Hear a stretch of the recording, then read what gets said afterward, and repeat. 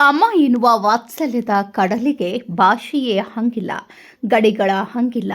ಪ್ರಕೃತಿಯ ಪ್ರತಿಯೊಂದು ಜೀವಿಯಲ್ಲೂ ಕರುಳ ಬಳ್ಳಿಯ ಬಾಂಧವ್ಯ ಎಷ್ಟೊಂದು ಅಗಾಧವಾದದ್ದು ಎಂಬುದಕ್ಕೆ ಬೆಳಗಾವಿ ಜಿಲ್ಲೆ ಚಿಕ್ಕೋಡಿ ಪಟ್ಟಣದ ಹಾಲಟ್ಟಿ ನಗರದಲ್ಲಿ ಸಂಭವಿಸಿದ ಈ ಘಟನೆ ಸಾಕ್ಷಿಯಾಗಿದೆ.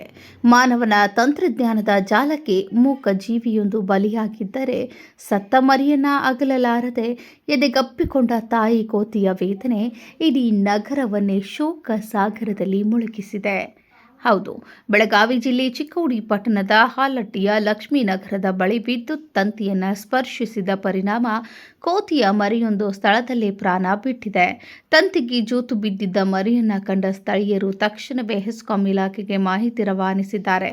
ಸ್ಥಳಕ್ಕೆ ಧಾವಿಸಿದ ಹೆಸ್ಕಾಂ ಅಧಿಕಾರಿಗಳು ಹಾಗೂ ಸಿಬ್ಬಂದಿ ತಕ್ಷಣವೇ ವಿದ್ಯುತ್ ಸಂಪರ್ಕ ಕಡಿತಗೊಳಿಸಿ ಜಾಗರೂಕತೆಯಿಂದ ತಂತಿಗೆ ಸಿಲುಕಿದ್ದ ಕೋತಿಯ ಮರಿಯ ದೇಹವನ್ನು ಕೆಳಗೆ ಇಳಿಸಿದ್ದಾರೆ.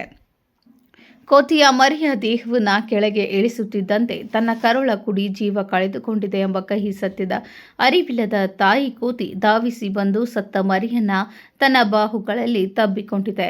ಸತ್ತ ದೇಹವನ್ನ ಎದೆಗೆ ಅಪ್ಪಿಕೊಂಡು ಅಲ್ಲಿಂದ ದೂರಕ್ಕೆ ಒಯ್ದ ದೃಶ್ಯ ಪ್ರತ್ಯಕ್ಷದರ್ಶಿಗಳ ಹೃದಯ ಮಿಡಿಯುವಂತೆ ಮಾಡಿದೆ.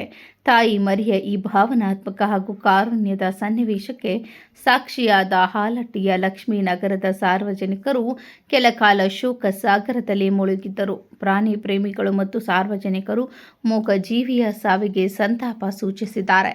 Rajashekhar Hiremath, KMM news, Belagavi.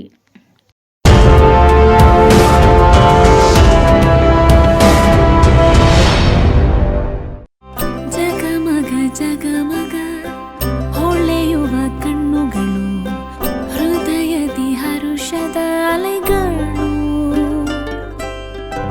ಬಂದಿದೆ ಶುಭಗಳಿಗೆ, ಪ್ರೀತಿಯ ಗಳಿಗೆ, ರೇಷ್ಮೆಯಲ್ಲಿ ಸುತ್ತಿದ ಸ್ವರ್ಣಗಳಿಗೆ.